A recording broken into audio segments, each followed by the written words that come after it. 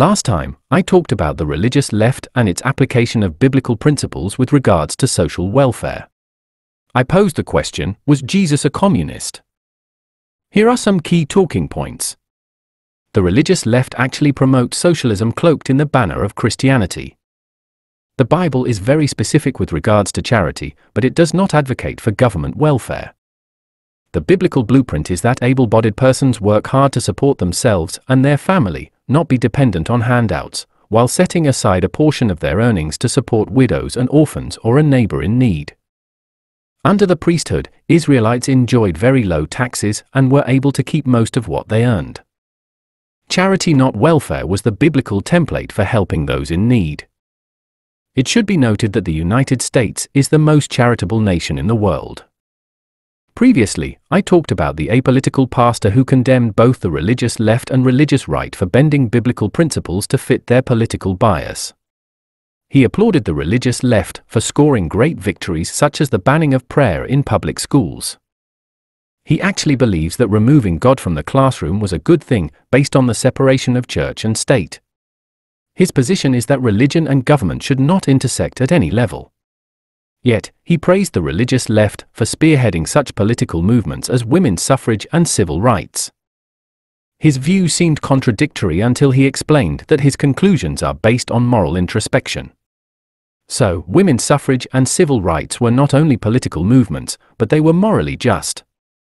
He concluded that the religious left's push for social welfare appears just, but the confiscation and redistribution of wealth to finance and implement the programs is immoral. It is socialism, not charity. I do reject the idea that banning school prayer was the right thing to do. It is evident that the nation's precipitous decline coincided with removing God from the classroom. Prayer in schools was not a violation of the separation of church and state. The doctrine of separation is not even in the Constitution. The founders simply rejected the idea of an established church like the Church of England. The Establishment Clause was inserted to protect the various colonial denominations from a government-sanctioned church authority. The argument for separation was derived from a letter written by Thomas Jefferson to the Danbury Baptist Church in Connecticut.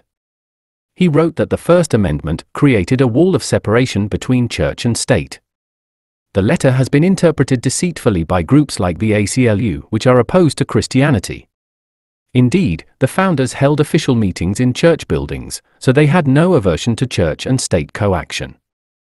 The last days, spoken of in the New Testament, have been ongoing since the resurrection of Jesus Christ. People get caught up in end times prophecy and the second coming of Jesus, without recognizing that we are living in the last days. The apostasy that began in the first century has only multiplied over time. There are 400,000 churches in America, and a pastor estimated that only 6,000 preach sound doctrine. The church today is reflective of the 7 churches of the Apocalypse as mentioned in the book of Revelation. The church has grown cold. It follows after false teachers who tickle the ears with unsound doctrine. Like the pastor of that megachurch in Houston who won't talk about sin because it makes his parishioners unhappy. One of the biblical signs of the last days is the widely accepted practice of homosexuality. It is shockingly evident in the radical trans activist indoctrination of our children. Karl Marx, Lenin, the alphabet community, and Satan have always targeted children. There was no greater defender of children than Jesus. In Matthew 18 verse 6 Jesus said, "But whoever causes one of these little ones who believe in me to sin, it would be better for him if a millstone were hung around his neck, and he were drowned in the depth of the sea." The religious left has introduced woke progressivism into the church. They teach unsound doctrine, fly the rainbow flag, endorse homosexuality, enable sin, deny confession and repentance, all in the name of unconditional love. The rainbow is a righteous symbol that has been stolen and perverted to represent sinful pride, one of the 7 deadly sins. It is grievous to the soul that churches affirm disobedience on grounds that we should not judge. That principle has also been perverted. Jesus said that we should judge with a righteous judgment. It is true that Jesus sat down with sinners, but what was his uncompromising message to them? To go and sin no more. The religious left promotes socialism and teaches a perverted brand of Christianity. It has overtaken many churches in America. If you are a member of a fallen church, I exhort you to leave and find a church that teaches sound biblical principles.